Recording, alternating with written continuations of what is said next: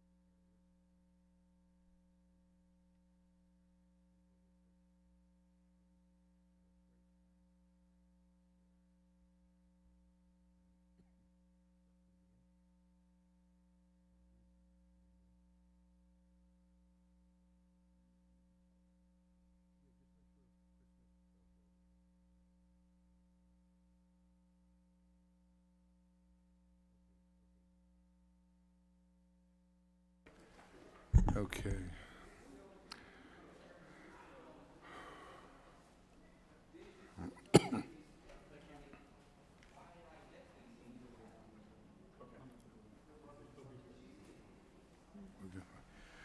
All right, good afternoon, everybody. I want to welcome you to this afternoon's hearing on the human rights implications of anti-foreign non-governmental organization, NGOs, laws.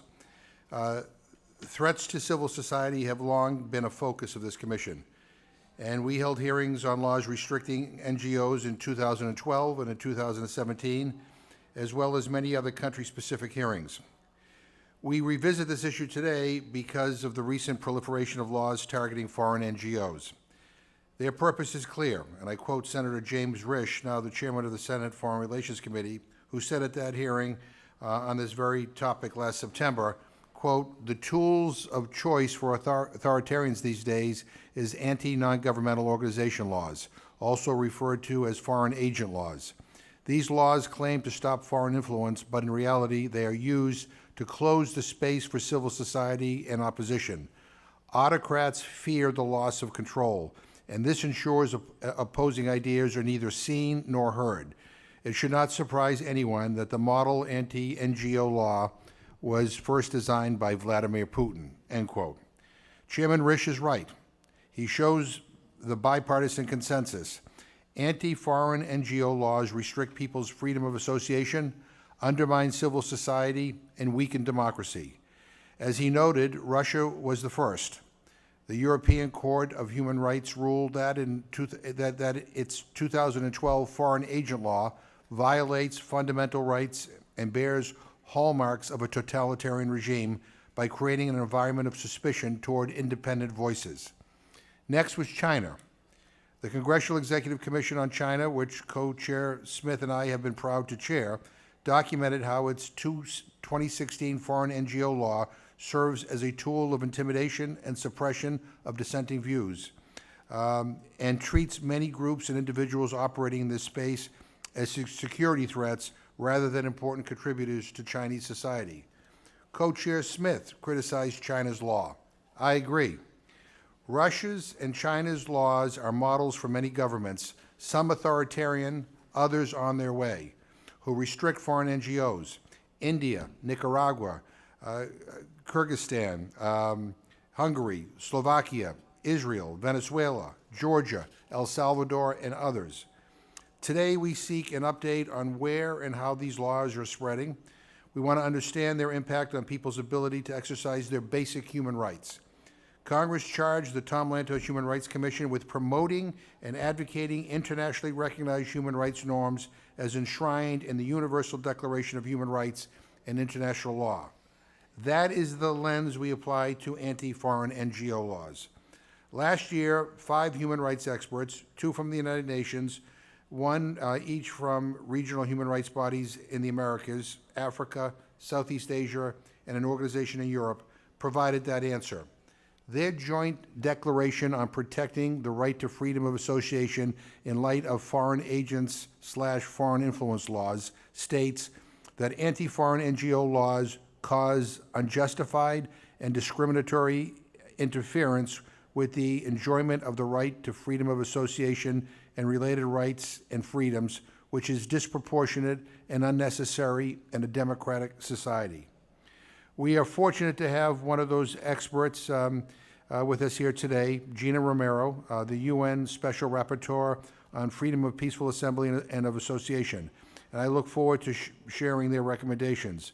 There are some who believe that laws regulating foreign NGOs are a good thing, just like autocratic governments do.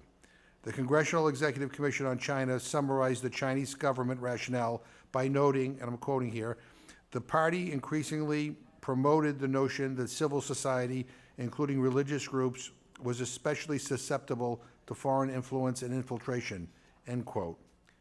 We hear this same justification today. Protection against so-called foreign influence is a pretext to close NGOs, shrink civic space, and enhance a government's social control. Let us be skeptical of arguments praising laws passed by governments who model theirs on the Chinese Communist parties.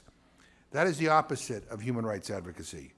At these hearings, we ask for ideas for how Congress can best promote human rights. But our moral authority is undermined when our country engages in the same behavior that we criticize of others. Several U.S. states have enacted legislation against, quote, foreign influence. Many of these bills target nonprofits. Is this a pretext too? There are many people in many countries who still fight to protect civil society from laws intended to diminish it. I hope to learn from these brave people, and I look forward to hearing the recommendations of today's experts, and I will be listening to them closely. So we are going to have two panels here, and the first panel, as I said, is Gina Romero, a national of Colombia who served as the United Nations Special Rapporteur on the rights of freedom of peaceful assembly and of association, and took up her functions since April 2024. Previously, she founded the Latin American and Caribbean Network for Democracy and served as Secretary of the Civil Society Pillar of the Community of Democracies, working with stakeholders in the Americas, Europe, Africa, and Asia. As Special Rapporteur, Ms. Romero was involved in the Inter-American Commission of Human Rights, bringing voices and inputs of Latin American social actors, including civil society organizations and indigenous and Afro-descendant communities, to several UN mechanisms and mandate holders. She has a degree in government from the International This meeting is being recorded. Well, so they missed the first part of my, but she has a degree in government and international relations from Externado University in Colombia and a master's diploma in analysis of contemporary political, economic, and international affairs from the Sorbonne and Externado University. Let me begin, Ms. Romero, with you, and welcome. Well, thank you for having me today, Honorable Co-Chair, distinguished members of Congress, esteemed colleagues. Greetings from Bogota. I'm honored to appear before you today at the Tom Lance's Human Rights Commission hearing. Thank you for convening this vital discussion and for the opportunity to contribute as United Nations Special Rapporteur on the rights of freedom of peaceful assembly and of association. The adoption of laws that restrict the rights of freedom of peaceful assembly and association, including the foreign agent legislation, forms part of a broader global trend that has been eroding civil space. These measures signal democratic decline and rising authoritarianism. Hostile narratives and anti-rights agendas reinforce these restrictions, targeting civil society organizations, social movements, peaceful protests, and limiting people's ability to associate, advocate, and express dissent. The combination of authoritarianism, propaganda, and anti-rights discourse constitutes one of the most harmful global trends undermining fundamental freedoms. Civil society actors are stigmatized as traitors, terrorists, or enemies, damaging reputation, exposing them to violence, delegitimizing their work, and cutting off funding, while creating a chilling effect that forces activists to withdraw. Particularly at risk are youth, LGBTIQ organizations and persons, migrants, and ethnic and religious minorities. These dynamics are compounded by escalating conflicts, wars, and humanitarian crises worldwide. The rising violence, armed conflicts, and criminal influence are pressuring the securitization of the public agendas and the adoption of regulation that in many cases are not considering their impact in the exercise of rights and freedoms. And the intensified securitized responses to these challenges foster the false notion of a trade-off between human rights and security. But in reality, genuine security cannot be achieved by weakening fundamental freedoms. A growing global trend is the spread of laws and regulations that restricts the legitimate work of civil society, often justified under the banners of national security, foreign influence, or financial transparency, and frequently misusing international standards against money laundering, financing of terrorism, such as the Financial Action Task Force recommendations. While some of these legislations are well intended, these laws are frequently poorly designed based on disinformation and stigmatization. And in many cases, as it was mentioned before, these laws are deliberately targeting organizations working in anti-corruption, on human rights with the aim of suppressing dissent. They are commonly adopted through expedite processes, often during states of emergencies, without meaningful public debate or oversight. And in some cases, such as, for example, the case of Peru and Paraguay, these laws have been adopted to curtail specific NGOs and also as part of authoritarian playbooks. So, for example, in Paraguay, the law to curtail civil society was adopted after a visit that the congressman who promoted it did to Hungary. So apparently he came back with the law like under in his file. So most of these legislations are built on vague or erroneous definitions. These frameworks impose restrictive mechanisms such as mandatory registration, excessive government control, dissolution of NGOs without due process, restrictions of fundraising, and burdensome reporting. The restriction of foreign funding has taken different forms around the world, from the extreme case in Cuba, where foreign funding for civil society is criminalized under the penal code, to the now extremely common foreign influence or foreign agent type laws. That we have countries with these laws in all continents and in all types of governments. Restrictive foreign agent laws disproportionately target associations that promote human rights, democracy, and specifically accountability and anti-corruption by branding activists and organizations as traitors or unpatriotics. Governments vilify and discredit the legitimate civil action, eroding trust and shrinking their ability to operate. These measures have fueled attacks, intimidations, and criminalizations against human rights defenders and other perceived as dissenting voice by calling them foreign agents. They come often with harmful narratives, portraying civil society and these actors as foreign-controlled actors, creating a chilling effect that also silences public debate, particularly on sensitive issues. The consequences of this legislation have been severe across different contexts. So in Russia's foreign agent laws are shuttling prominent NGOs. In Nicaragua has led the registration of over hundreds of organizations. In Georgia, civil society organizations have seen raids and account freezing. And Venezuela has imposed a system of re-registration that is killing civil society as we speak. In India, LGBTI organizations and others are unable to receive funding, so their action is heavily compromised, and other examples that we are going to hear later on. In some places, these legislations threaten to criminalize and then jail civil society representatives, and many activists worldwide have been forced into exile. These laws foster climates of mistrust, fear, and hostility, and threaten not only activists, but also their families and communities. And the cumulative effect is to jeopardize the existence of associations and undermining the democratic resilience. It is important to note that stigmatization and persecution of NGOs based on the origin of their funding has intensified following recent U.S. decisions to freeze development assistance, issued support orders, and elimination of USAID and Iran. These actions were exploited abroad to justify tighter restrictions. In Serbia, for example, NGOs were raided under the pretext that even the US president were questioning the transparency of foreign funding. It is essential also to clarify some misconceptions that may be around the adoption or the need for the adoption of these type of laws. So the first one, it's very important to take into account the access to resources is not a privilege, it's a right, it's a freedom.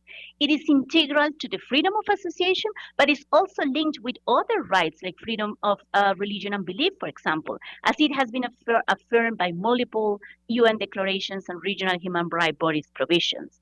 The second misconception is to understand that security and rights are not mutually exclusive. True security is only possible when freedoms are respected, but also when a clear assessment of where the real dangers are. And the third one is that transparency is welcome, but not when weaponized. So accountability frameworks should be co-designed with civil society, not imposed.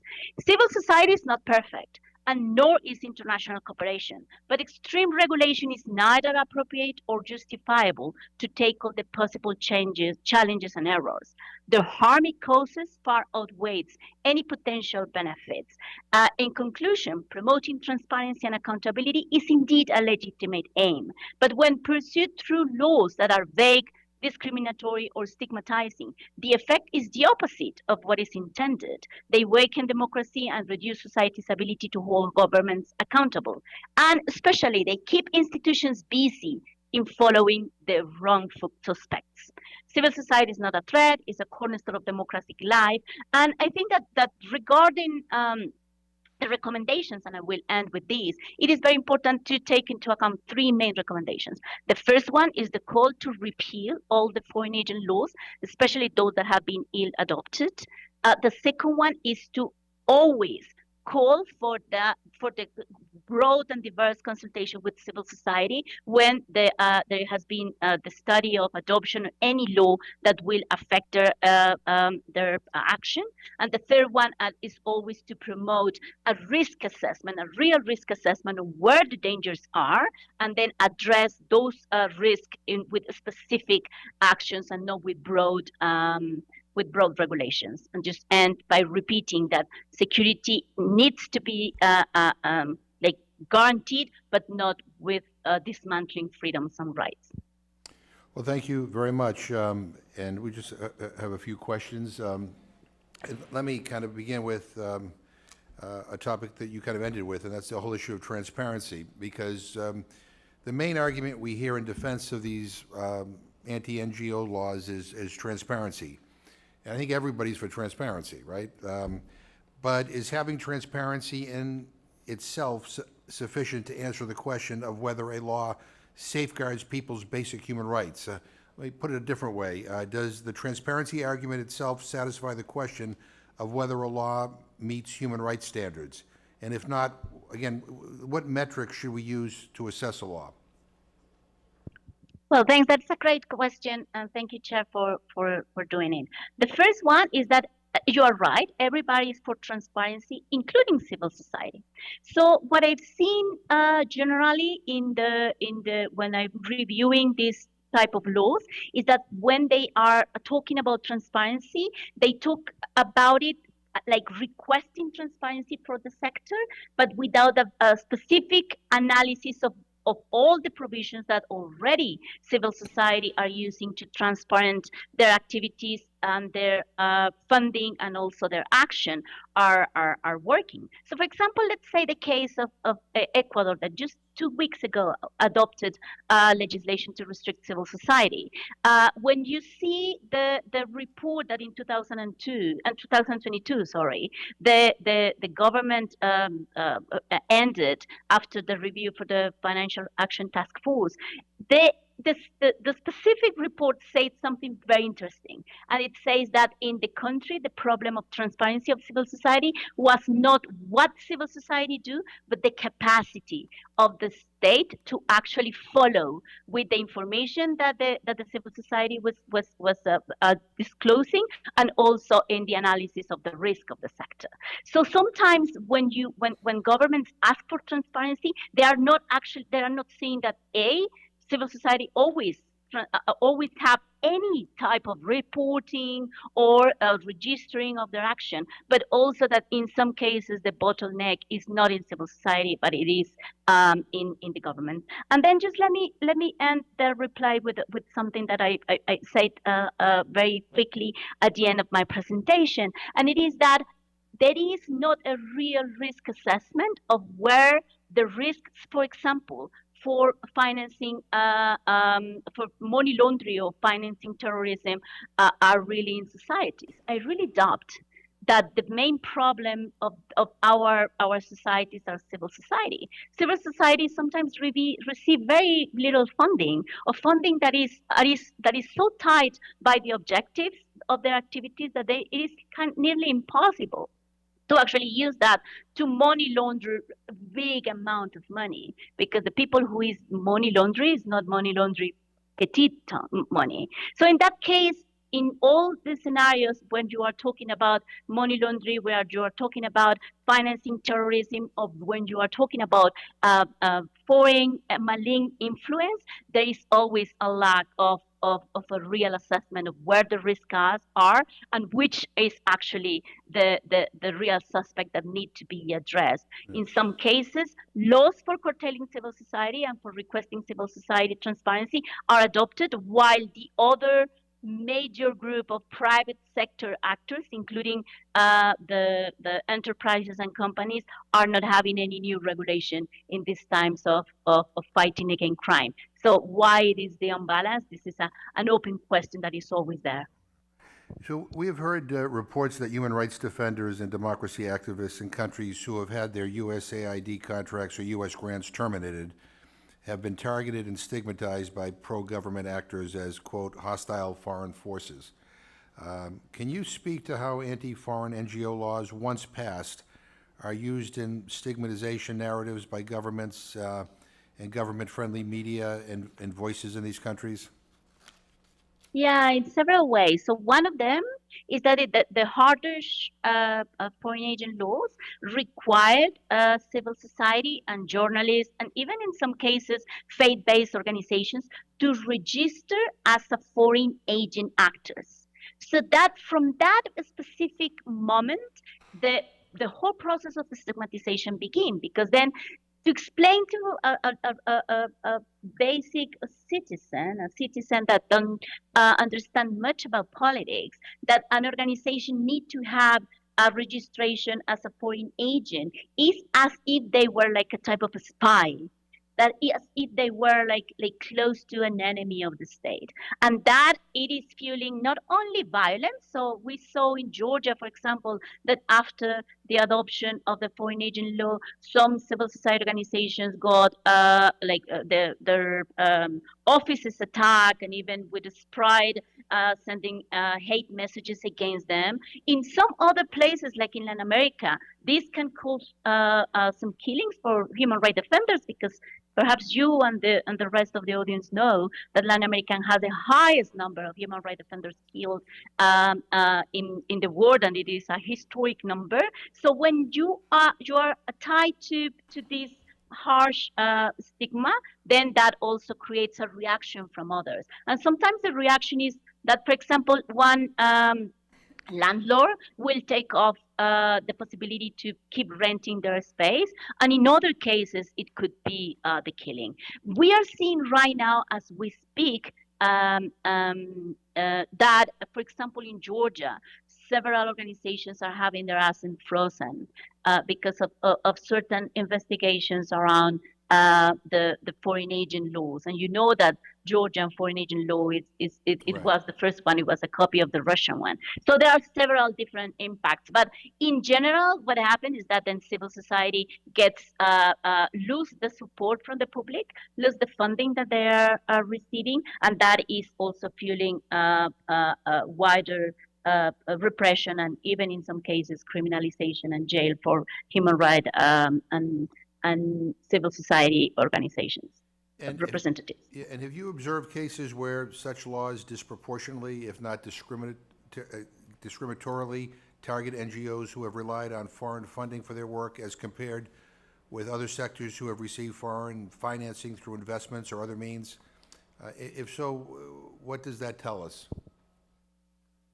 Well, this is what I always ask when I am following up the adoption of legislation that wants to like question the foreign fundings from civil society. I always ask which is the similar regulation that is questioning or opening for a wider scrutiny. For example, the foreign investment on, let's say, small or medium enterprises and businesses, or for example startups. And I never get the information, because at the end what is happening is that these laws in some cases are adopted because there is a wide suspicion on the work of civil society, and in most of the cases this suspicion is created because these organizations are working in issues such as human rights, defense, and even just to try to bring some accountability and justice and reparations of human rights violations, like in the case of Peru. And then in other cases, they are targeting organizations that work on transparency specifically. So that's the case of Hungary. That's the case of some countries in Africa. That's the case of Georgia, which are the transparency and accountability organizations, or organizations that work on transparency and anti-corruption, are the first one that get, for example, the rates or the investigations and the request for more information. So at the end, that is targeting discriminatory some of the organizations that are working in the more contagious topics. And in some other places, the issue is not about transparency, accountability, and human rights or rule of law. In some places, it's against organizations that work on LGBTI issues or on gender issues and some other agendas that are perceived by the government, the ruling party, or the regime as undesirable. Thank you. I'm going to yield to Congresswoman Ilhan Omar for questions. Thank you. I just want to start by thanking our co-chairs for holding this hearing. This is an important and complex topic, very worthy of the Commission's time and energy. I think we can all agree that transparency is a good thing, and that many of us have been fighting for a greater transparency around foreign funding for think tanks and other organizations in the United States. But I think we can all also acknowledge that the way these laws are being used in many countries is not truly about transparency. Most often, transparency is used as a pretext to cover authoritarian governments' desire to monitor their critics and shut down their opposition.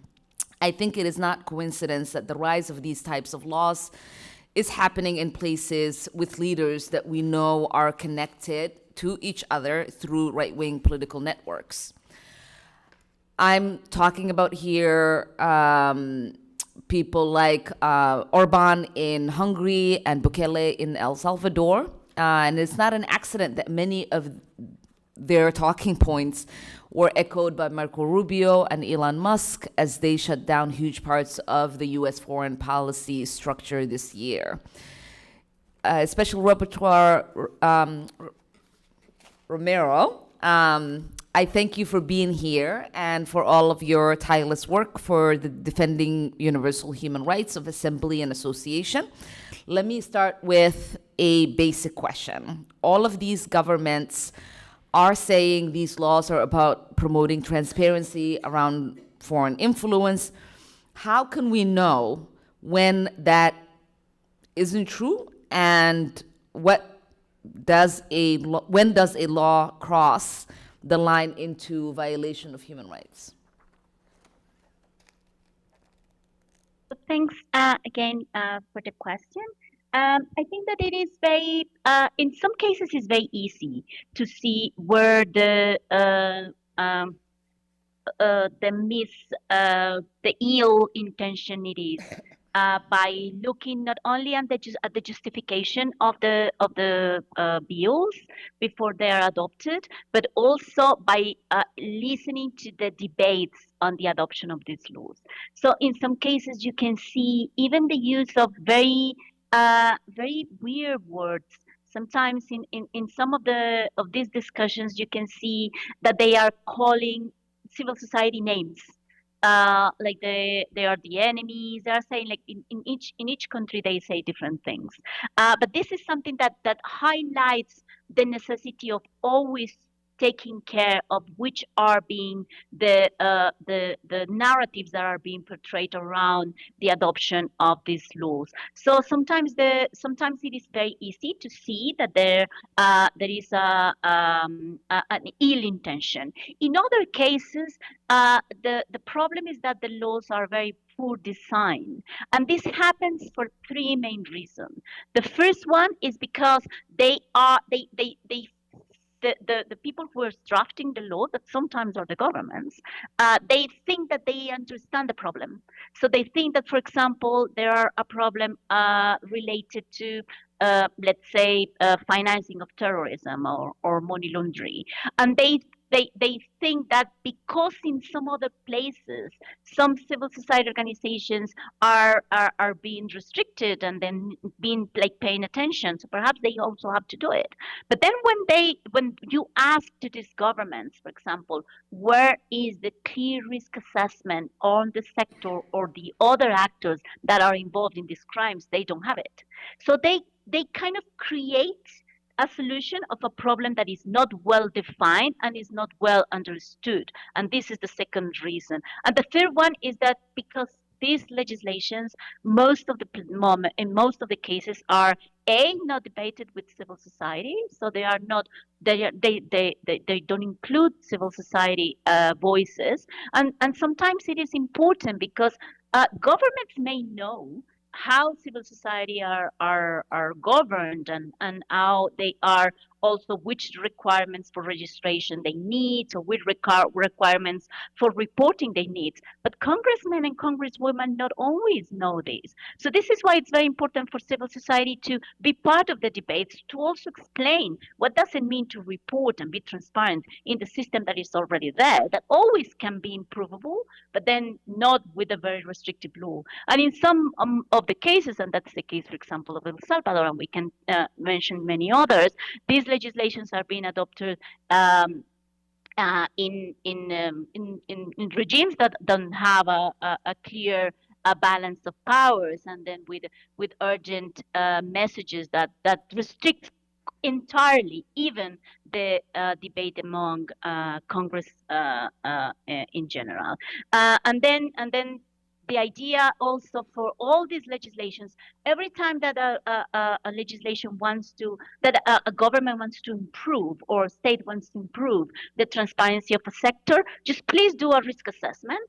Second, involve the people that will be like benefited or affected, included in the discussion. And three, first do a very real analysis of the problem and a real analysis of how the solution, in this case a foreign agent law, is actually attending this problem. Because in most of the cases, they don't. In most of the cases, a foreign agent law actually don't solve anything because that's not where the problem lies.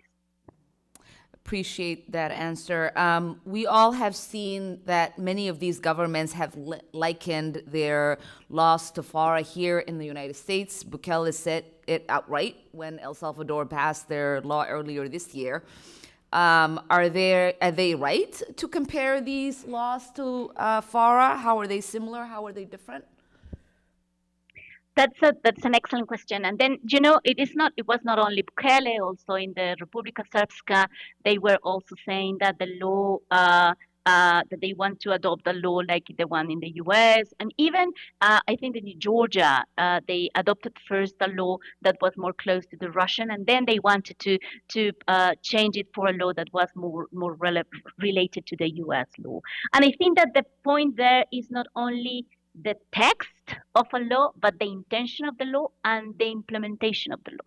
Sometimes these laws, you can read them and they seem like not very well defined, but then they have like these big principles of transparency and accountability and all those issues that are actually very important. But then the problem is how these laws are being used to persecute very specific actors.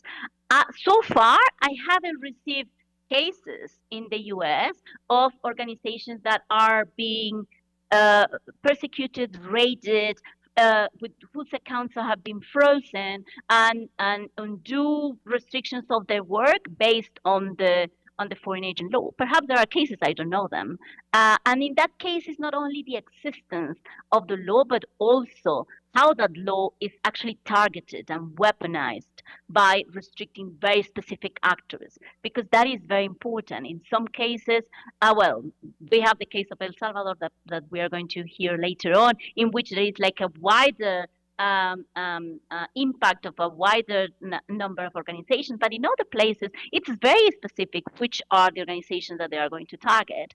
And then actually that is what happens, that it is like the usual suspects are the ones who then receive the calls for an audit that many others don't. So at the end, the problem is how these legislations are being targeted. But then let me also finish with something very important. It is that this new wave of adoption of foreign agent laws, it's falling in a moment in which there are a lot of process of stigmatization around even the discussion of these laws. And I don't think that that was the what happened in the U.S. when your law was adopted.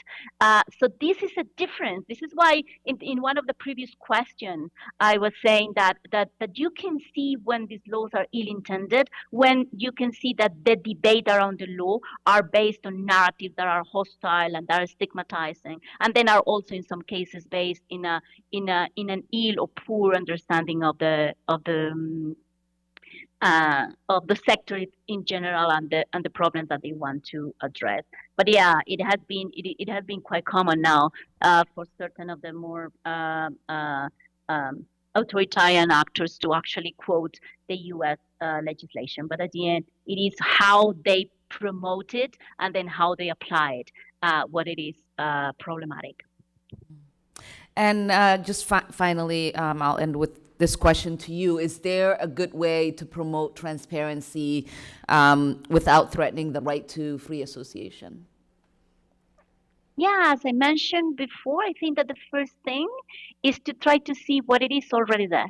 I cannot remember one single legislation to promote transparency and accountability in the social sector that actually was presented with an annex, for example, of which are the procedures that are already there and why those procedures are not useful or are not being impactful for example, guaranteeing more transparency in the sector. And there have been no one. I promise you, in all the laws that I've reviewed, that are many, they have. I haven't received one single, for example, annex in which it says civil society needs to do A, B, C, and those three processes are insufficient because of Y and Z. So this is the first one, and I was mentioning before. And the second one is to actually see which are the other transparency and accountability actions that civil society do, even when they are not mandatory. Because there are several civil society organizations, groups of organizations and networks that actually promote self-regulatory actions for transparency. And then in Latin America, for example, we have at least two networks of organizations that have been promoting like positive accountability for civil society for years. And then that is something that is happening also in other continents and other countries. And I can remember, for example, some very interesting activities that were done by civil society in Zimbabwe. So at the end, civil society, this is why Kusher was saying before that everybody is for transparency and civil society too, because transparency also helps civil society to build up around then a better reputation of their work and can help them to explain better what they do and what is the impact that they do. And then this is the second one is just to try to identify and highlight and promote more these self-regulatory standards for transparency and accountability, and perhaps some positive uh, um, support about this. It is important. And the third one is just to try to understand that civil society is a sector that has a very specific characteristics that is very different to other sectors, and therefore it is more fragile than like a business or a for-profit in general. And this is why every measure that you take that could affect civil society will affect it disproportionately higher or more than any other regulation that will, for example, target a for-profit, because of the specific configuration of what a civil society non-profit is. So those are precisely like the ideas that I could have now to promote more transparency, and then to recognize that the sector is not against transparency. I don't know why there is this idea that civil society just don't want to put out information. That is not true. They do it already. So how can we do it better? This is something that needs to be also addressed with civil society itself. Well, Ms. Romero, we want to thank you for being a witness today. I mean, we're doing this hearing because the proliferation of anti-NGO laws is apparent, and there's, governments that are doing bad things don't want to be held accountable, don't want to be called out, and there's a pattern. And what ends up happening is governments and those allied with certain government forces begin by attacking the NGO, and then attacking the individuals who work at the NGO. If that doesn't work to quiet them, then they move forward with these anti-NGO laws, and they make the activities of these NGOs criminal, and it has a chilling impact on other members of civil society. People are afraid to speak up if they believe that they too can be subject to retribution, and it's happening in too many places. And I think one of the things that concerns me, and then I'll let you go, is that I don't think that our country, and quite frankly, I don't think that other countries that say that we care about human rights are speaking out clearly on this matter. Yeah, it's easy for us to condemn an anti-NGO law in Russia or China, because there's a consensus that Russia and China are bad actors in terms of how they treat their people. But we also have to be willing to speak out against countries that we have decent relationships with, and I'm thinking right now of El Salvador, and we're going to talk about that in the next panel. But I think we have to be consistent. Otherwise, we don't have very much credibility, criticizing China or Russia. So I appreciate your testimony, and we appreciate your time, and thank you so much. Thank you to all of you. I'll stay here for the rest of the panel. Okay. And now I'm going to introduce our next panel, and I'm going to probably abbreviate your bios so that we can get right into the testimony. But Dr. Suparna Chaudhry, who's an associate professor in the Department of International Affairs at Lewis and Clark College, and her research includes human rights, international law, and political violence, with a specific focus on the causes and consequences of state persecution of NGOs and activists. And I think she's joining us virtually. Okay. Daniel Hegedus is a regional director for Central Europe at the German Marshall Fund. He writes and speaks on democratic backsliding in Central and Eastern Europe. Ana Maria Mendez Dardon is director for Central America at the Washington Office on Latin America. She's worked for decades to strengthen access to justice and promote human rights in Guatemala, Honduras, El Salvador, with various civil society organizations, including think tanks and grassroots groups, the United Nations, and government institutions. Michael Schellenberger is CBR Chair of Politics, Censorship, and Free Speech at the University of Austin. He's the author of the Twitter Files. Almut Roshawansky is an independent activist who has worked with grassroots civil society organizations in Russia, the Caucasus, Ukraine, Central Asia, Belarus, on mobilizing resources, devising strategies, and designing projects and protecting against threats. I want to thank you all for being here. Dr. Chaudhry, we're going to begin with you. Great. Co-Chairman McGovern and Smith and esteemed members of the Tom Lantos Human Rights Commission, thank you for organizing this important hearing. The US government and the American people need to understand the dangerous global trend of state crackdown on NGOs and how NGOs and civil society are responding to such repression. And I appreciate the opportunity to testify before the Commission.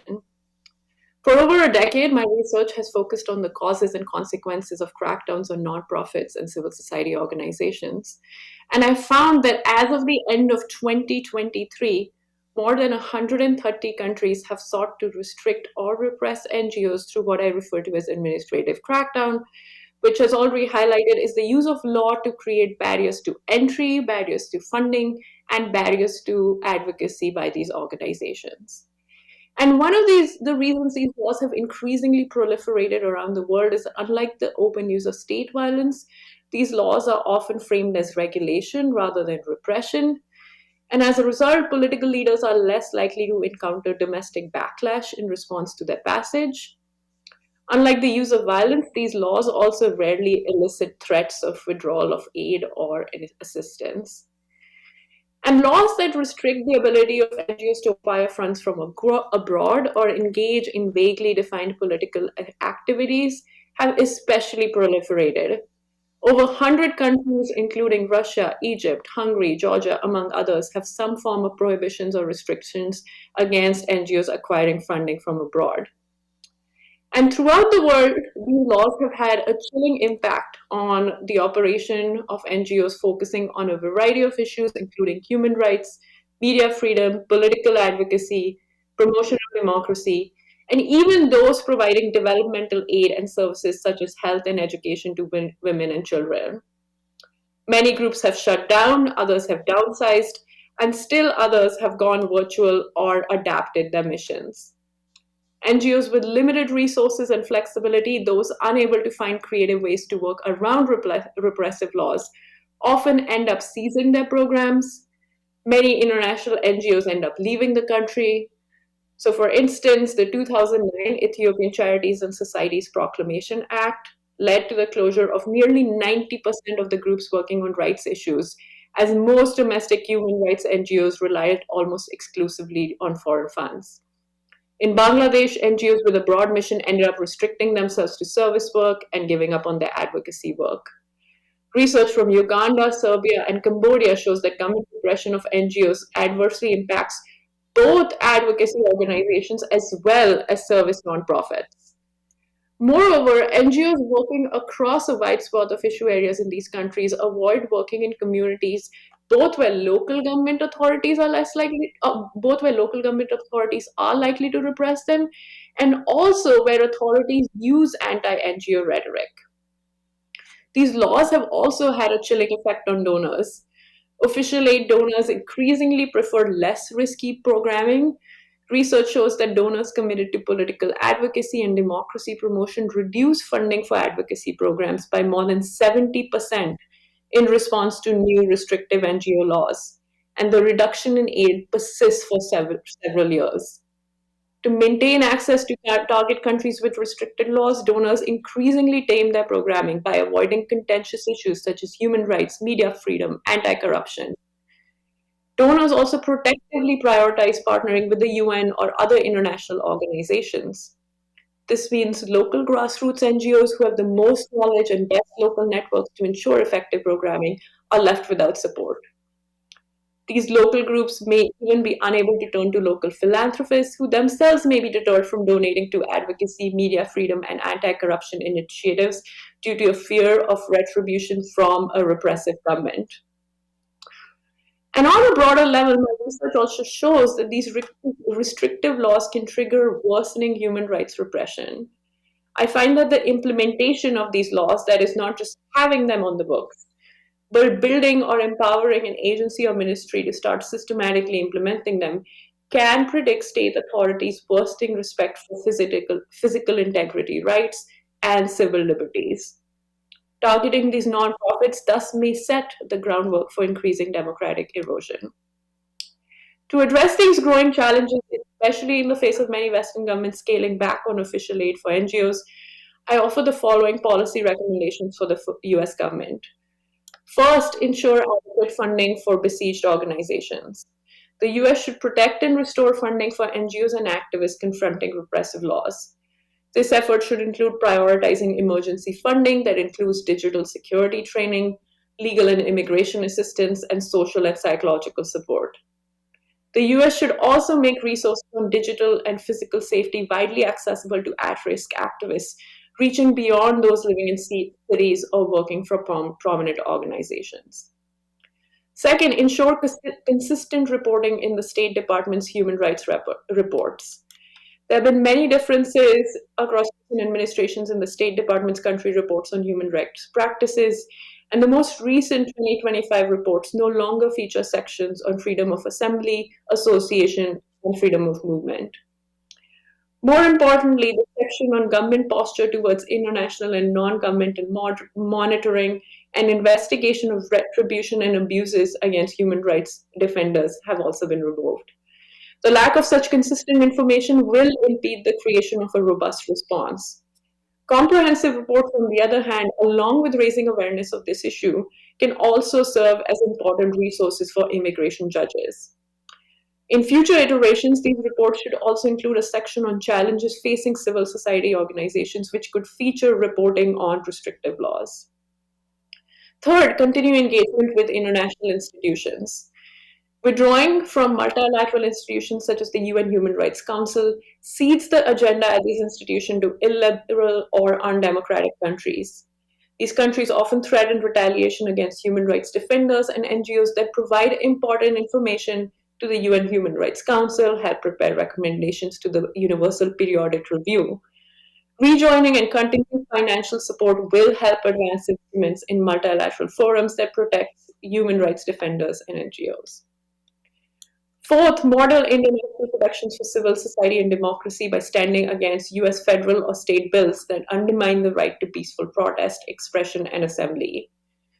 The UN Special Rapporteur on Counterterrorism and Human Rights has highlighted how overly broad laws on nonprofits and terrorism have been used to target a wide range of civil society actors and criminalize peaceful activity in defense of minority, religious, labor, and political rights. Before enacting similar federal or state laws, legislators should use evidence and recommendations prepared by the human rights treaty bodies, UN special procedures mechanisms, and the updated recommendations from the Financial Action Task Force. Finally, engage the private sector. My research on crackdowns on human rights groups shows that governments are less likely to repress these groups if they receive large trade inflows into the country. The same governments that attack civic groups receiving foreign funding may also be actively encouraging foreign investment and foreign trade deals. Since businesses also have a vested interest in protecting civic space and may be sensitive to negative publicity generated by poor conditions in their supply chains, the US government and its allies may be able to utilize this leverage to pressure repressive governments to respect civic freedoms. Thank you for giving me this opportunity, and I look forward to your questions. Thank you very much, Mr. Hegedush. Co-Chair McGovern, Congresswoman Omer, thank you so much for having me to testify on this important matter. This briefing is particularly... It's working? Yeah, thank you. This briefing is particularly timely as 2025 witnessed actually a considerable deterioration in the freedom of civic space and actually a rising number of attacks on civil liberties across multiple European NATO member states. I will only share basic information about these legislative developments, so for the details please consult my written testimony or I'm at your disposal in the Q&A. In Slovakia, an anti-NGO law was passed this spring that places civil society organizations under stricter, I repeat, stricter transparency requirements and obligations than those faced by state institutions. The OSCE's Office for Democratic Institutions and Human Rights concluded, which is the main human rights watchdog of OSCE, that such requirements cannot be justified as necessary in any democratic society. The law's real goal is not transparency, but creating a chilling impact on civic activism through extreme administrative burdens. In Bulgaria, the picture is somewhat different but not less worrying. Since 2020, the country has held 7 parliamentary elections.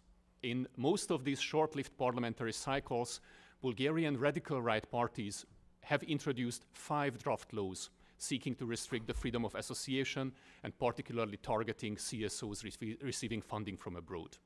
The most recent draft law, submitted in November 2024 on the registration of foreign agents, follows the blueprint of the Russian foreign agent law, but goes even further in a NATO member state than the standards established in Russia. If passed, the law would not only impose registration and labeling requirements on civil society media organizations, but also for citizens, solely because they receive income from abroad and influence the public discourse. And it would also ban them from engaging in political activities and from carrying out activities in education and state institutions. Extending the scope of the draft law to natural persons is not only extreme, it represents a serious infringement on their political rights and fundamental freedoms, including the freedom of expression.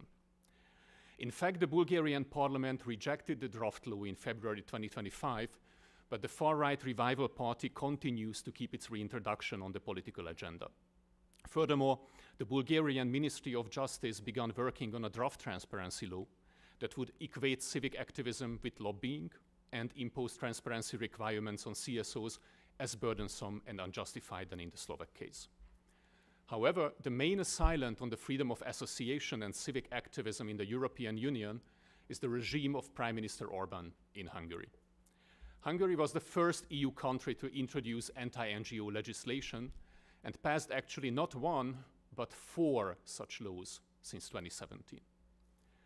The latest Hungarian law, which was passed in December 2023 on the protection of national sovereignty, established a government agency, the Sovereignty Protection Office, to gather information on all critical voices in the free media and independent civil society, also permitting the use of surveillance measures carried out by the Hungarian intelligence services.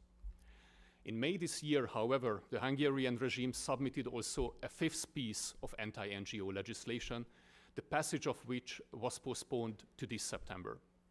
In this draft law on the transparency of the public sphere, if it enters into force, it will make it outright impossible for CSOs critical to the government to receive any form of support from abroad, including US federal assistance and dedicated EU funding.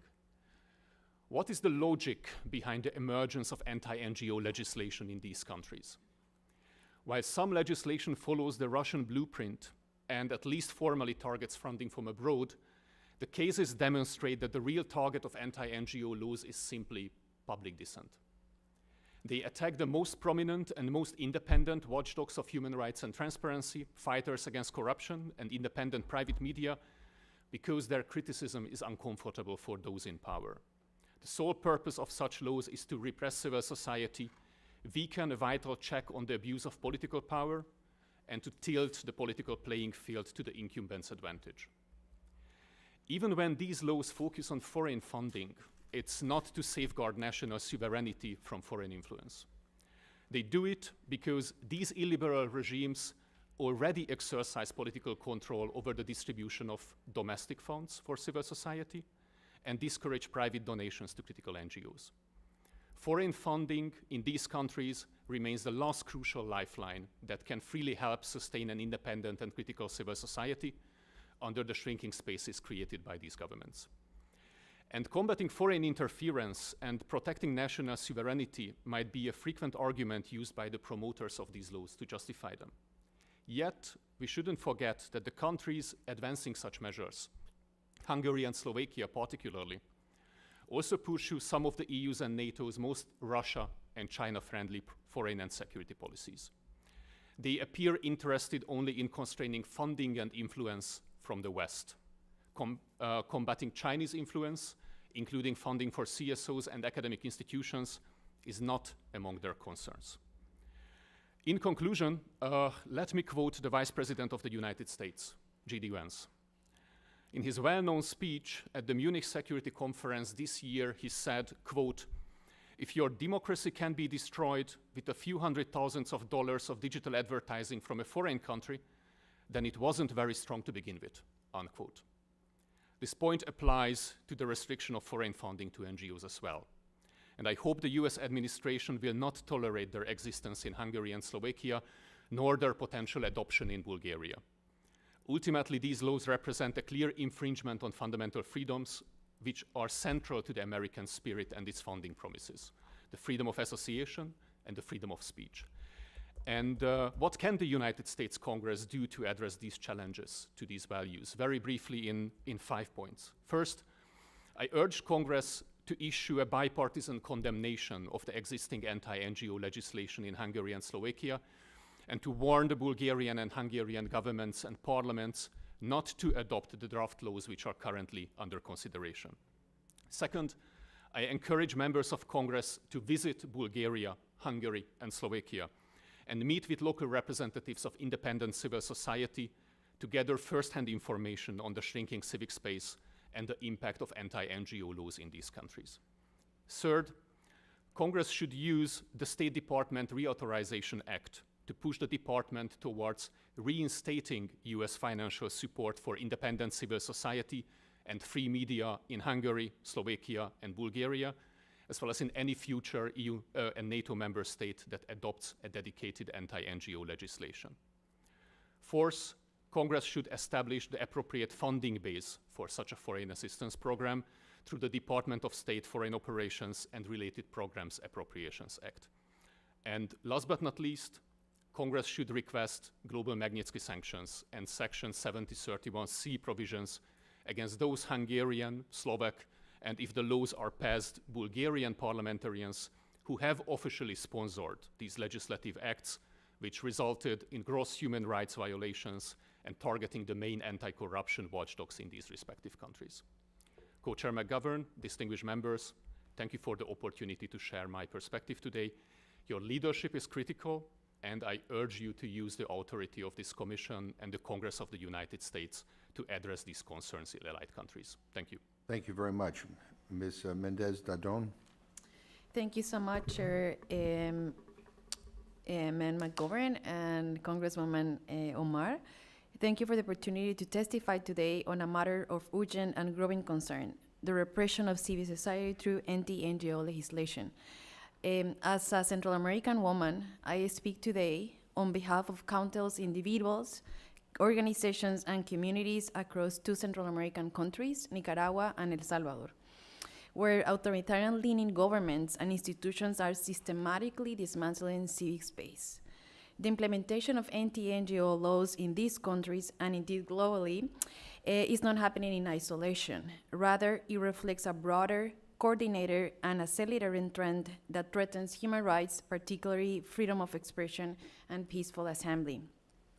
Despite country-specific differences, a common trend is clear: the rapid closing of civic space through legal repression.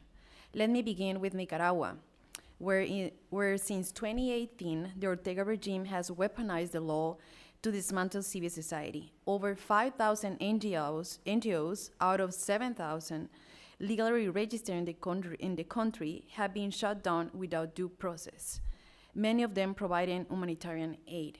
This means that at least 75% of the legally registered NGOs were shut down in Nicaragua. The 2020 Foreign Agents Law requires organizations receiving foreign funding to register with the government. Together with the special cybercrimes law and broad anti-terrorism statutes, it enables the arbitrary detention and prosecution of civil society leaders. Authorities have also confiscated properties, revoked citizenships, and forced many leaders into exile or prison. This is not just a bureaucratic overreach. This is a deliberate strategy to erase independent voices and cut off communities from vital support, as even universities and religious leaders have been repressed. Now turning to El Salvador, President Bukele is advancing a very similar agenda. In May 2025, the Legislative Assembly passed a foreign agents law that closely mirrors Nicaragua's. It imposes a 30% tax on international funds and gives the government sweeping powers to suspend or dissolve organizations accused of interfering in undefined internal affairs or public order. While Bukele government justifies this law as a tool for transparency and sovereignty, it is in reality an effort aimed at silencing critical voices. At least 8,000 NGOs will be impacted, many of whom are already navigating the recent loss of US funding. Organizations denouncing corruption, human rights abuses, and independent journalism are the most affected. They have faced surveillance, harassment, forced relocation, and exile. Since May alone, at least 47 independent journalists, 33 human rights defenders, and other critical voices have been forced to flee the country, an exodus on a scale not seen since the Civil War. In parallel, El Salvador is increasingly using arbitrary detention. Human rights defenders such as Ruth Lopez have been jailed without evidence or formal charges simply for speaking out against the government. Lastly, although the situation in Guatemala is different, it deserves mention. A 2020 NGO laws grants the government broad powers to suspend groups it deems disruptive and tighten control over civil society. Although President Arevalo has pledged to restore democratic norms, he faces relentless obstruction from a corrupt judicial apparatus, which has targeted critical voices, forcing many into exile or prison, including journalist Jose Ruben Zamora and indigenous leader Luis Pacheco. Although President Arevalo has not used the law against civil society, it remains on the books. If not reformed, it could be reactivated by future governments to suppress civil actors. While the legal infrastructure for repression already in place, the message is clear. Even with a democratic president in office, authoritarian tendencies can persist when institutions remain captured. While transparency and adherence to legal standards are essential for NGOs, attacks on civil society are also attacks on democracy itself. Let me close with some recommendations for Congress. First, speak out in defense of civil society organizations that are being unjustly impacted by anti-NGO legislation. Second, tie U.S. foreign assistance to these governments to clear human rights benchmarks, including the reversal of repressive laws. Third, increase U.S. foreign assistance to provide direct support to civil society, including those operating in exile. Fourth, make use of individual sanctions against officials responsible for violence and prosecution against critical voices. Civil society organizations are not just institutions. They support local communities, promote civic engagement, and hold governments accountable.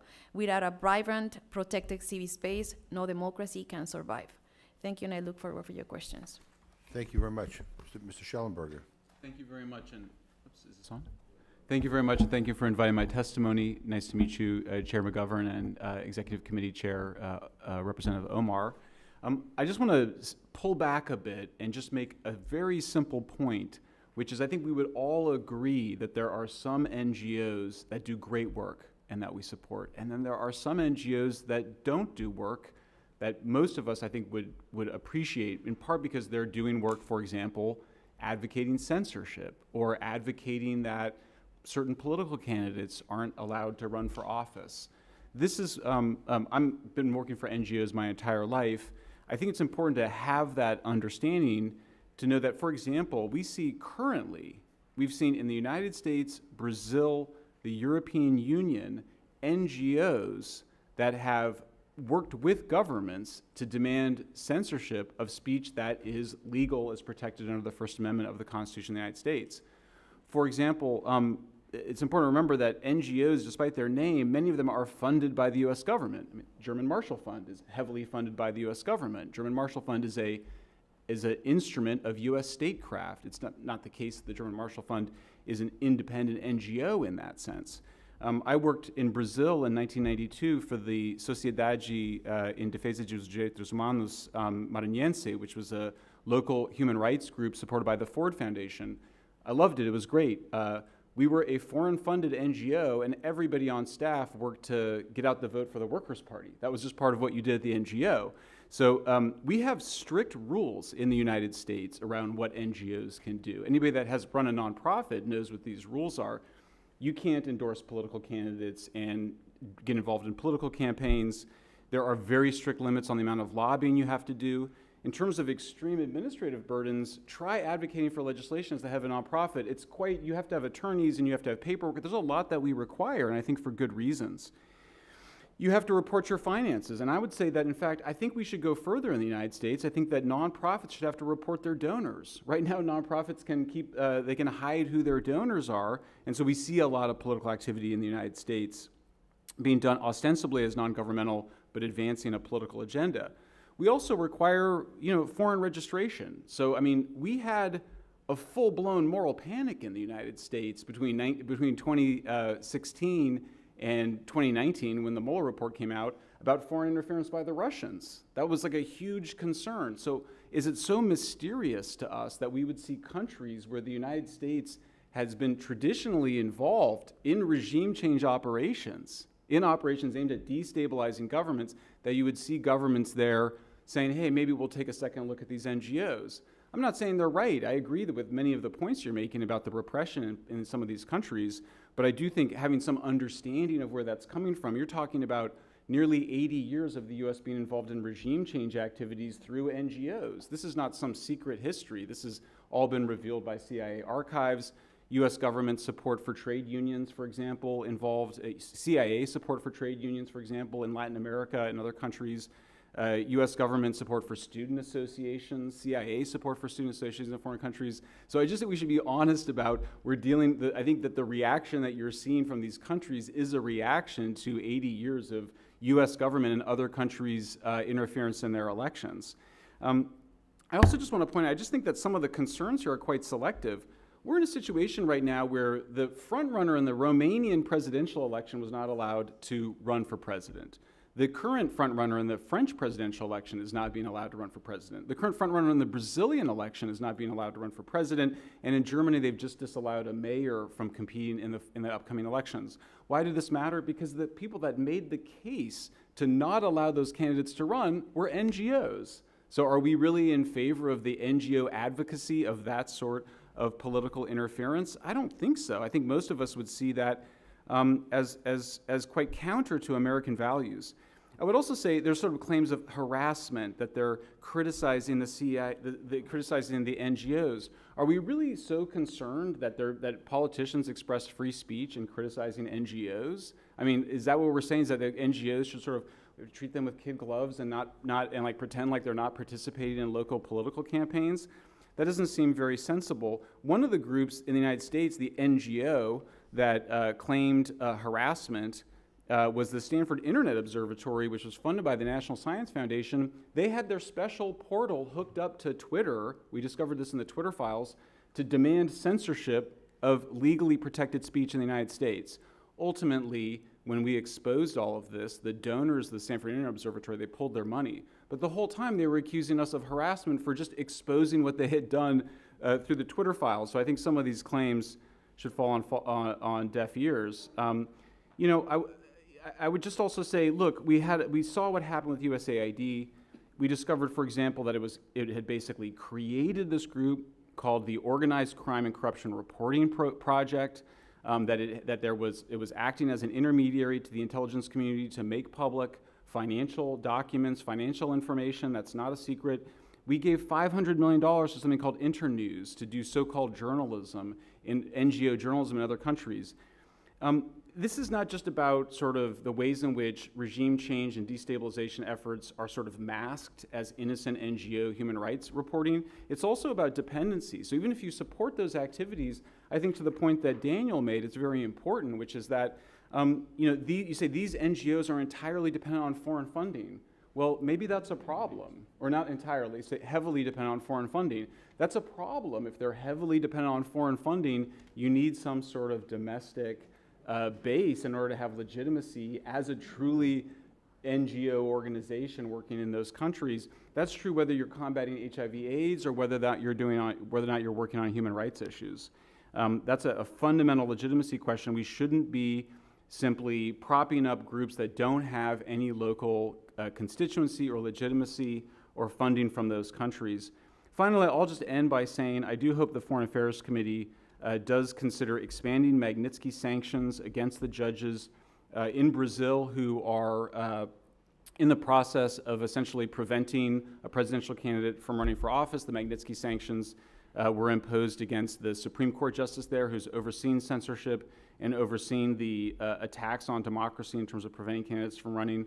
I also would call for full transparency of all nonprofit donations in the United States. It's long overdue. I don't think we're going to be in a position to criticize countries that act autocratically and are harassing or are demanding information from NGOs if we're not having some of that transparency here. And I would just say, look, I think we need to really affirm once again our support for free speech and democracy, and that really all of the NGOs the United States government supports, whether it's the Marshall Fund or Brookings or whoever it is, we should insist that they be demanding abroad what we want here, which is strict adherence to the First Amendment, which protects a broad range of legal speech, and also allowing political candidates to run for office. I don't think our NGOs should be involved in supporting any of these activities that are repressing democracy and free speech abroad. Thank you very much. Thank you. Ms. Roshawansky.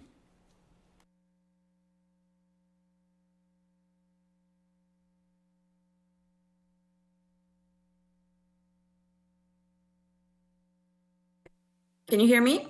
Yes. Thank you. All right. Chairman McGovern, members of the Commission, thank you for inviting me to speak to you today and to testify about laws regulating foreign funding for NGOs. I worked for NGOs for 22 years, mostly in the former Soviet Union. Most of them were small with little, if any, money in remote, impoverished regions on the margins of the NGO industrial complex.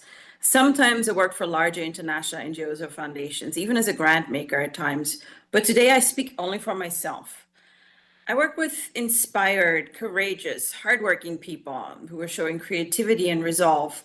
But I also saw a lot that made me uneasy. And over time, my unease coalesced into the perspective that I'm sharing today. This widely used term NGOization was coined already in the 1990s to describe what happens when, typically in conditions of exclusively foreign funding, civil society morphs into rigid NGOs.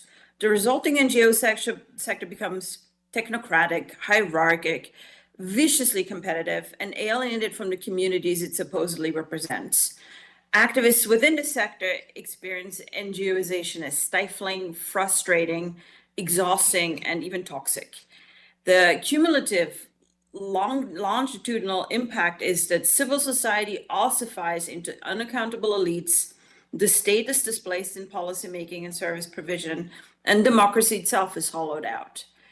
And this global industry of Western donors and their grantees in the global South is a manifestation of the Western financial, economic, and political power in the unipolar moment. NGOs exploded onto the scene in the 1990s, but a recent article in Foreign Affairs was titled "The End of the Age of the NGO," and it shows that the sector has stalled since around 2010, while skepticism about it has been growing. This wasn't all caused by the abrupt demise of US aid. Leading European bilateral donors have also cut their foreign aid budgets, and specifically the funding of NGOs, even before President Trump was elected. The internal malaise of the NGO sector and the conditions that lead to foreign influence laws are two sides of the same coin. I would argue. And to understand why, we need to look very honestly at the NGO sector in countries like Georgia. Western diplomats in Tbilisi know they've created a monster with the NGO sector, told me one journalist there, but they don't know what to do about it. And foreign-funded NGOs in Georgia have never in the last 10, 20, even 30 years raised any money from Georgians. And NGOs' budgets and size and the clout reflects the priorities of foreign donors, not what locals think of that NGO or how much they appreciate its work. Polls show today that only 22% of Georgians trust NGOs and only 3% of them interact with them. Western donors often make it sound as if we offer unconditional funding to, vibrant civil society to do whatever that vibrant civil society can do best. But in reality, we treat these NGOs as contractors for our foreign aid policies, and we make them bid on tenders and then deliver these technical, tightly specified projects. And we must also be honest about the extent to which our financing of other countries' NGOs is political. Western grant makers strive for high impact, and that means drafting laws, designing policies, and influencing elections. And donors don't even hide that. Public calls for proposals routinely ask for getting laws passed or reforms adopted. I know of a recent grant contract between a European donor and a regional NGO that specified 5 laws that must be passed. In Ukraine, Moldova, and Georgia, the EU and the US insist that senior appointments in anti-corruption institutions, courts of last resort, and key government offices are made by Western-funded activists. A long-time American philanthropic leader told me about Georgia, we have behaved inappropriately, that donors like him had captured politics and policies and corrupted and corroded them. The spread of foreign influence laws across the globe started actually a bit longer than is usually assumed. It started in the 1990s, according to Amnesty International. I remember well, because I was working in Russia at the time, when Russia adopted its first foreign agent law in 2012. And Russia said, we just modeled this law on the Israeli law that was already in existence at the time. And I think we should not dismiss such laws, in a knee-jerk reaction as, autocrats doing what autocrats do, autocrats engaging in repression. A less than perfectly democratic government can have a perfectly legitimate interest in preventing injurious interference in its sovereign affairs. Otherwise, the states that we designate insufficiently democratic would forfeit their sovereignty to us, basically. The ability of NGOs to operate without scrutiny isn't the same as democracy. On the contrary, organizations that influence policy should be rigorously transparent. And I think we would insist on the same in our own democracy. So when now new norms are emerging that suggest the opposite, we should prick our ears. Last year, when Georgia adopted its first law on transparency of foreign influence, the Council of Europe's constitutional law advisors, the Venice Commission, argued that requiring NGOs to disclose foreign financing violates freedom of association. But the regulatory purpose of freedom of association is to protect citizens' collective action against the power of the state. Freedom of association was not conceived as a transnational right. It wasn't conceived to enable confidential transnational financial flows. This new norm defines rich, powerful countries' financial access to poor developing countries as a right, and it ignores the enormous discrepancy of power between them. The Supreme Court of India, for example, has rejected this interpretation. Quote, receiving foreign donations cannot be an absolute or even a vested right, unquote. So under this new standard, virtually all recent foreign influence laws are always assessed as inappropriate, but their critics never explain what appropriate regulation would look like. There's a flawed logic in all of this, and it goes something like this, that after decades and billions of foreign-funded democracy promotion, they just haven't worked, and that therefore we must continue them in perpetuity or as long as we see fit. Things are supposedly so bad in countries like Georgia that only NGOs, and only if they have our money, can save Georgian democracy and freedom. And when you hear that, you don't wonder anymore why the age of the NGO has run its course. And I'm going to end on a personal note. I don't work anymore in the NGO industrial complex, at least not in the way that I used to. But I'm still in constant contact with many grassroots activists. I learn from them. I try to help them however I can. We commiserate and we strategize together. Thank you. Well, I'll be honest with you, that's kind of the first time I've ever heard a good spin put on the Russian anti-NGO law. Look, before I get to questions, I just want to say, my experience with NGOs, especially in the human rights field, have been without their presence, there'd be no reporting on human rights abuses in countries, or there'd be false reporting. I spent a lot of time in El Salvador in the 1980s, and quite frankly, the Salvadoran government was not putting out the number of deaths due to death squads or by the Salvadoran military. They were saying everything was perfect. But there were thoughtful NGOs that were going out in the field and documenting meticulously the murders and the deaths. There's an organization in El Salvador that I've dealt with recently, Cristasol. I was in El Salvador a year ago, last November, and I mean, they are documenting cases of young people being imprisoned without charges, without due process, and they're also documenting the cases of young people that have died in prison that the Salvadoran government isn't reporting to us. I met with some of their families. But here's the deal.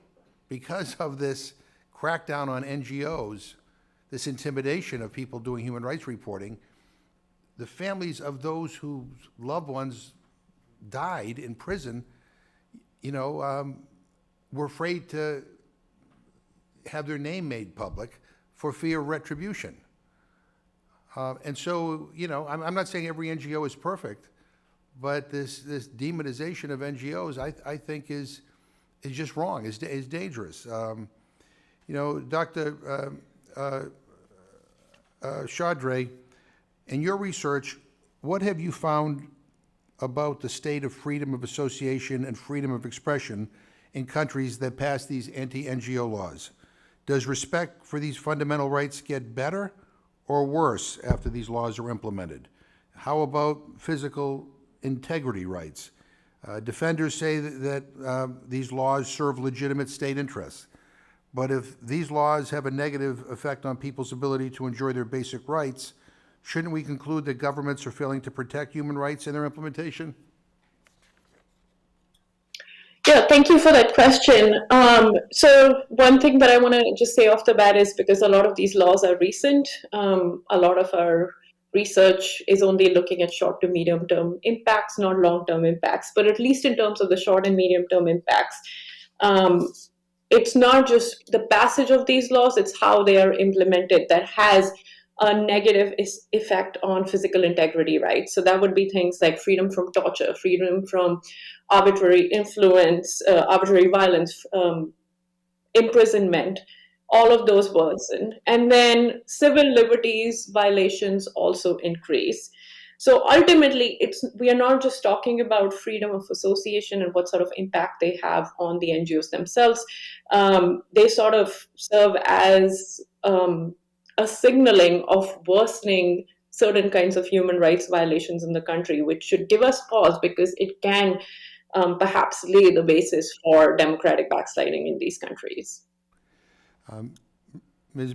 Mendez-Dardon, can you describe the process through which the Foreign Agents Law was passed in El Salvador in 2025? And you mentioned the case of human rights defender Ruth Lopez and dozens of others forced into exile, including her NGO, Cristasol, which I referred to, and the El Faro journalists. Can you describe how the Foreign Agents Law intersects with other mechanisms the Bukele administration is using to criminalize or silence dissent? Yes. So one thing that I wanted to mention is the real issue is not necessarily the foreign agents law, but the context. And obviously the provisions of the law, of course, but I mean that it's important to understand in which context, political context, these laws had been implemented. And in El Salvador, the main issue is the high concentration of power of President Bukele. He controls the three branches of government. He controls the Legislative Assembly, he controls the judiciary. So the fact that this law was passed by the ruling party, Nuevas Ideas, with Bukele's supermajority, without a debate. Civil society didn't have the opportunity to comment on this law. It was an expeditive law, which normally these processes are used for emergencies, and it was passed less than 4 weeks. So the main concern here is understanding that in El Salvador there are not independent institutions. So this foreign agents law creates a foreign register, but this foreign register will be in charge of people that are aligned with Bukele, and it will be subject to arbitrary interpretation of which NGOs are following up the law and which ones are not. And the fact that Bukele has increasingly just targeting critical voices just because they are speaking out the truth. El Faro and Cristosal, as you mentioned, they have documented human rights violations. They have documented the conditions in prisons under the state of exception, and they have documented corruption. So another thing that I wanted to mention, analyzing the context in El Salvador, is that, as I mentioned, one thing is that since 2022, El Salvador is under a state of exception, and a state of emergency that suspend civil liberties. So the state of exception was supposed to be a temporary measure to tackle gun-related violence, but so far it has been used as a tool for repression as well. Ruth Lopez, she's under prison. Why is she being using this criminal model as she was a gang member? She was a human rights defender denouncing corruption, and Nayib Bukele is prosecuting her using the state of exception, which means suspending her civil liberties and due process. This is one example. Another example, for instance, is how Bukele has implemented like a digital intimidation. If you see in social media, for instance, anyone who makes a critic against Bukele is attacked with a narrative that human rights organizations, NGOs, journalists as El Faro are supporting gangs. Even myself I have been attacked by the Bukele government, saying that I am a human rights defender, that I defend gangs members in El Salvador. So it's very problematic how in El Salvador this has led for self-censorship. A recent independent poll showed that at least 60% of people are feared to speak out. So this chilling effect of fear goes beyond how Bukele is attacking dissident voices because people are afraid to speak. So this points out to the fact that in some authoritarian environments, citizens support government because it is undeniable that Bukele is popular, but it coexists with the fear that they have for their own government. Yeah, oh, I appreciate that. Mr. Hegedus, I don't know if you want to defend the German Marshall Fund, but you can. But the question is, how would you label Hungary's form of government? I mean, is this something Americans should emulate? Can you talk about the powers of the Sovereignty Protection Office, the powers it's been given to surveil and gather information on people and organizations? And what are the human rights implications? Is this a structure the United States should adopt? Thank you so much, Co-Chair. I think there is no need to defend my organization. As far as I am aware, we are compliant with all existing US legal regulations. And anyhow, I think we have listened to a couple of distorted arguments and baseless accusations. So if you allow me, I just would like to start with one statement. in none of these countries I am covering did anti-NGO laws created actually a framework for transparency of NGO funding in an empty space because those regulations were non-existing. It's practically the opposite. In all of these countries, very detailed laws regulated already the financial reporting obligations of NGOs. And in all of the cases I know, both in my organization and all of the Hungarian, Slovak, and Bulgarian NGOs we supported, transparency was a guideline that was followed actually on a voluntary basis by these NGOs. They disclosed their donors. So the Hungarian Sovereignty Protection Office doesn't need to use surveillance methods to actually find out who are the donors, because those are on the websites of the organizations. You asked me how to label the government of the country, Hungary, I am citizen of. This is an electoral autocracy, full stop. I think it's the right of every US citizen to decide whether it's really a blueprint to be emulated in practically the oldest democracy of the world.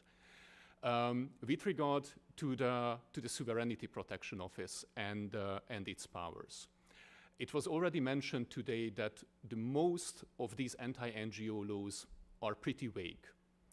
This is not a bias, it's a feature, because this allows actually the arbitrary and discretional and discriminatory use of state powers. I was mentioned several times in the reports of the Sovereignty Protection Office. Of course, I don't have information whether I was put under surveillance, but it's a matter of fact that these measures create a chilling effect on civil society in a country where actually 2/3 of the media is under the control of the governing party, which is clearly able to determine and control the public discourse. If civil society organizations are put forward as concepts of public enemies, of course, this will resonate actually with a large part of the Hungarian electorate with all of the consequences. I found it very interesting to see if actually libertarian-minded thinkers try to defend our basic freedoms from civil society organizations, I would actually give free hand for all those state actors who in a documented way have suppressed fundamental freedoms in the alliance system of the United States for years. I would like to conclude actually with 2 further remarks. It was mentioned that we never provide actually positive blueprints how regulations of transparency laws should look like. I have a very clear recommendation. Provide actually effective legal remedy. Because I think this is what differentiates the model of the United States from all of the Central European countries I know. The Hungarian and the Georgian anti-NGO laws are actually more restrictive than the Russian one. Why? Because they straightforwardly deny the opportunity for legal remedy to actually appeal against the decisions of the Sovereignty Protection Office in Hungary or appeal against the decision of Georgian authorities if they would like to suppress NGOs. And last but not least, I would like to, because it became in some way personal, I believe in personal integrity. I don't think that the source of my income is determining my position. And I apply these standards actually to all of my fellow thinkers. I don't believe that if Mr. Schellenberg is talking in Hungary on the invitation of the Hungarian government on a trip that is paid by the Hungarian government, then he would represent actually the Hungarian government's position. I think he has the integrity to speak for himself. I would like to receive the same respect that he would actually trust the same level of academic integrity to all of his fellows in the academic and think tank community. Thank you so much. I think I would like to jump in for a second here, because it's important for me to clarify. Is that it would be okay? Excuse me, Mr. Schellenberger is going to respond first. Then Okay, good. Great. Just pull back a little bit. I think there's probably very broad agreement, I mean, even among people that don't agree in here, that what you want is you want the NGOs to be transparent about where their money's coming from. That's what we do in the United States. We want to be transparent if you're working for a foreign government. That's what we do in the United States. That all seems very straightforward. I think nobody wants to call for restrictions on people being able to criticize NGOs. That would be a complete violation of the First Amendment. So I'm not sure there's a huge amount of disagreement about actually kind of what's a good model for how you treat NGOs. I'm bigger concerned about how this was all framed. I mean, here we are in a situation where, Brazil has 213 million people. El Salvador has 6. I love El Salvador. I mean, it's great. I love Central America. Lived there, went there when I was 17 to help the Sandinistas. Sympathetic to a lot of these issues. But we're in Brazil where the NGOs funded by the US government participated in a censorship industrial complex and in an advocacy crusade, by which I mean the NGOs demanded censorship of the government, by the government, of people doing speech that everybody here would consider legal. The NGOs advocated for my personal criminal investigation for publishing the Twitter files, which were 100% accurate and legal, and I'm still under criminal investigation in Brazil. They're not letting their front runner run for office. That was the case that was made by people in the NGO sector.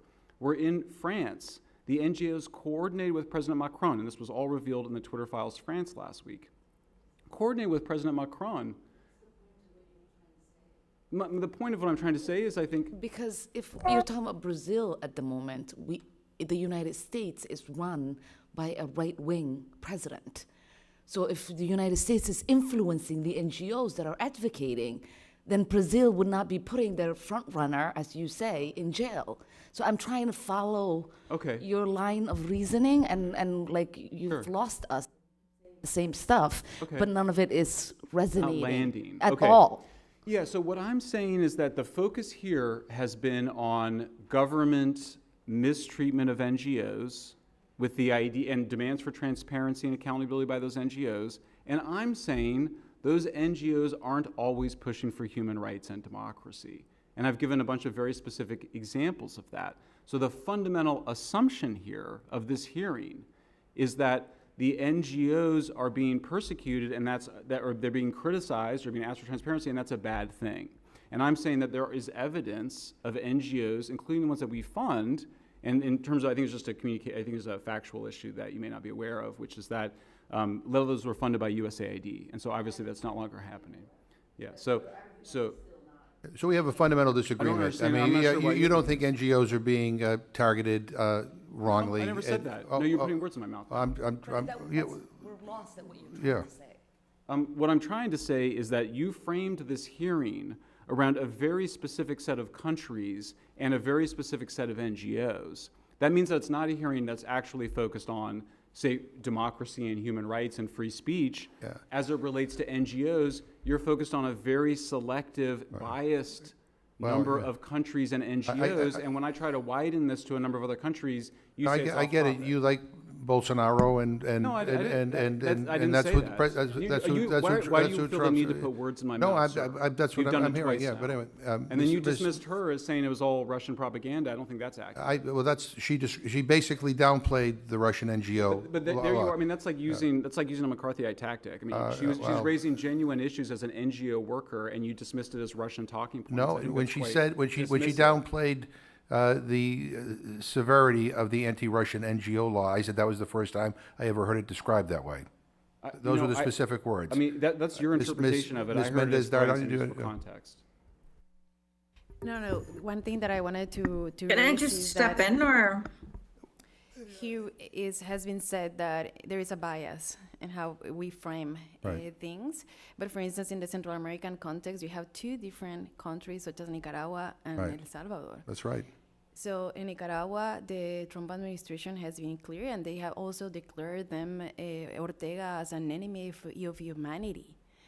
And many U.S. administration has imposed sanctions against human rights violators in Nicaragua.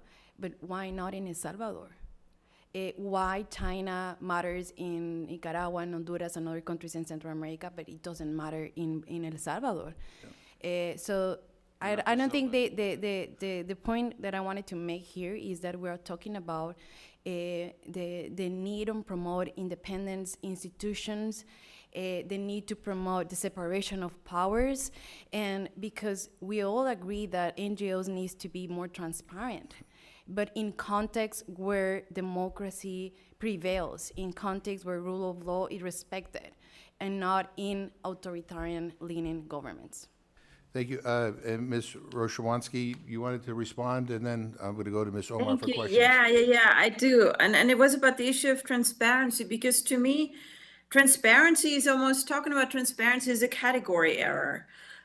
Yes, there is a problem with lack of transparency. I don't agree with statements that say in most of these countries, NGOs are sufficiently transparent. I've worked within these and they keep a tight hold on their information, but especially about the money for a number of reasons. One of the reasons being, and I'm going to be very blunt here, one of the reasons being is they all earn a lot more money than their neighbors, and this would just not go down well. But I think it's a category error, because the real problem is that Western governments have not just a controlling state in entire countries' civil societies, but like a near 100% stake. And that is what we should be talking about. This is also what creates a situation that a lot of governments and people, in fact, find intolerable or alienating. Thank you.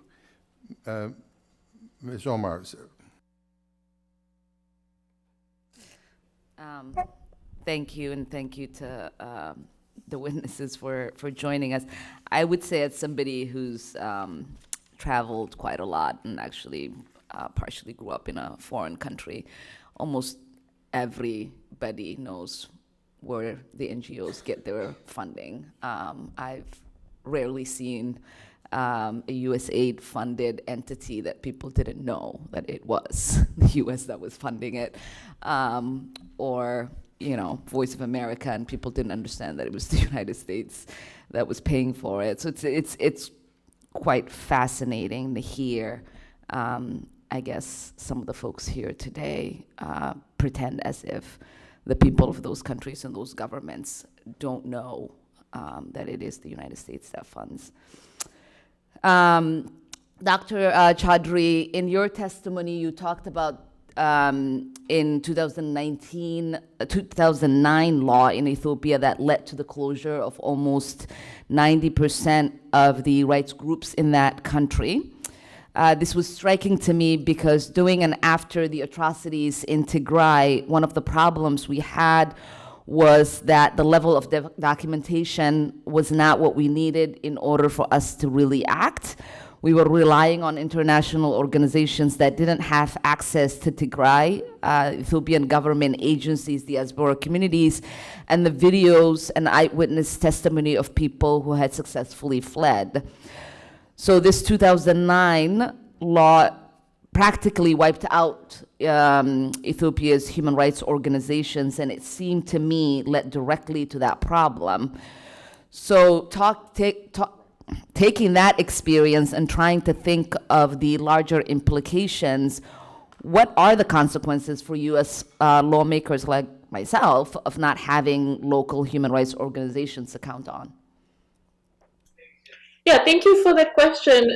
As you pointed out, one of the direct consequences is when there are no human rights organizations and we are talking about an active conflict zone or investigation into potential abuses that might occur.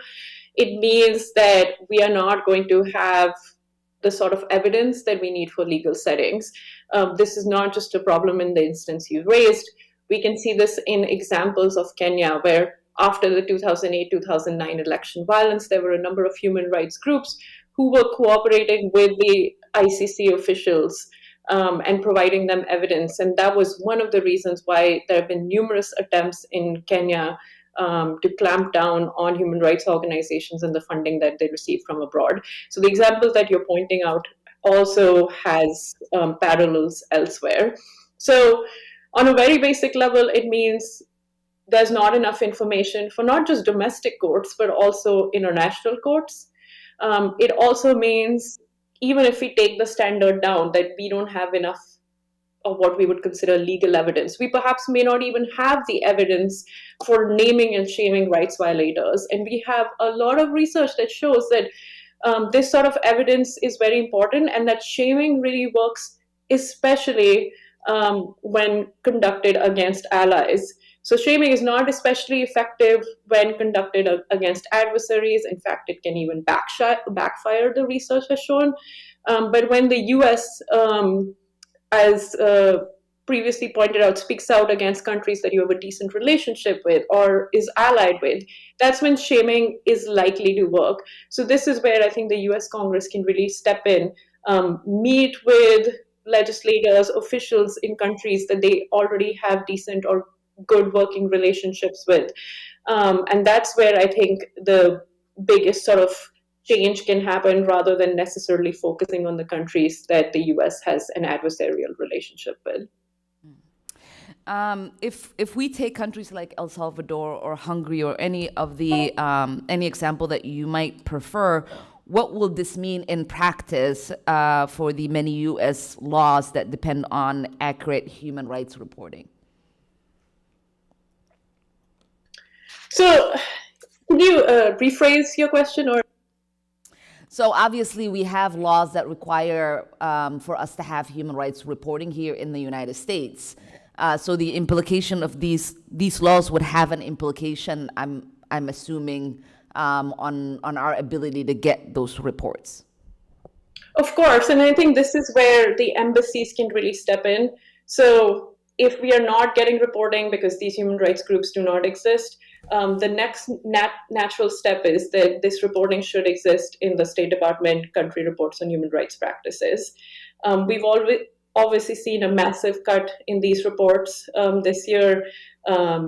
Previously, sections on LGBTQ defenders had been cut. So bringing these sections back in is really effective for continued tracking.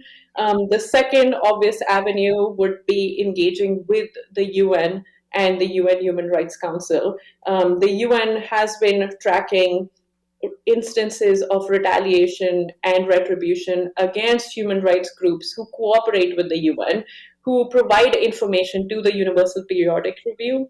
The Universal Periodic Review reviews every country's human rights records across each 4-year cycle. And so I think it's really important to track which groups are facing retaliation from their country for just cooperating with the UN. So even if we're not getting local reports, I think US embassies are an important source of reporting, and making sure UN mechanisms for gathering these reports are also well funded. Thank you. And my last question to you is, as you know, last year the House passed a law here that would allow for a single official at the Treasury Department to strip nonprofits and NGOs of their status on an accusation of supporting terrorism. Why should this worry us? I think this should worry us because this essentially gives authorities broad powers to harass and silence a wide range of civil society organizations, when the US, in fact, already has some of the strictest counterterrorism regulations in the world.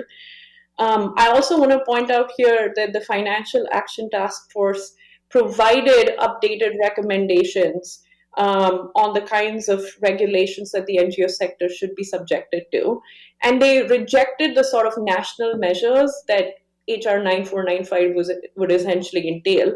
They said the entire NGO sector is never vulnerable to terrorist financing. And ideally, countries should figure out what subsectors are prone to this, what level of risk do they face, and only after this sort of detailed analysis should there be more legislation that's dealing with those particular subsectors. But we should be rejecting these sort of national level measures. And there is, in fact, research to support this. A study on 148 countries from 2009 to 2016 failed to find a link between increased CSO restrictions and reduced acts of terror. So these sort of broad-based legislations aren't actually reducing terrorism, but are more sort of grounds for harassing particular organizations that authorities might find as threatening to their interests. And we have examples from other countries like Turkey, like Sri Lanka, more recently from Zimbabwe, where these sort of terrorist financing language has been used in laws to clamp down on a number of local groups in these countries. Thank you. Thank you very much. Look, I just want to say in conclusion, because I promised we'd be out of here by 4, that, I mean, the focus of this commission is on human rights, is upholding standards of human rights. That's our job. That's what we're supposed to do. And there is a growing concern, maybe not amongst all of us, but many of us here, is that the world is retreating from a commitment to human rights, and there's a concern that our government right now is retreating from upholding a high standard of human rights. I mean, the answers to a lot of the questions and the debates that we've had here today can be found in the international human rights standards, as Ms. Romero started with on the opening panel, and again, you know, I think a lot of what we're seeing in terms of the anti-NGO laws is not about a reaction to American imperialism, or not about a negative opinion of the United States per se. It is basically a reaction to the fact that some of these governments don't want to be called out on their human rights record. And I think part of our job in this commission is to make sure that the people are not forgotten. People who are being repressed and oppressed, people who are being mistreated, are not forgotten. So I appreciate everybody's participation here today. I know Mr. Smith wanted to be here, but I think he has some amendments on the floor. Again, I thank everybody for being here, and the hearing is closed. Thank you.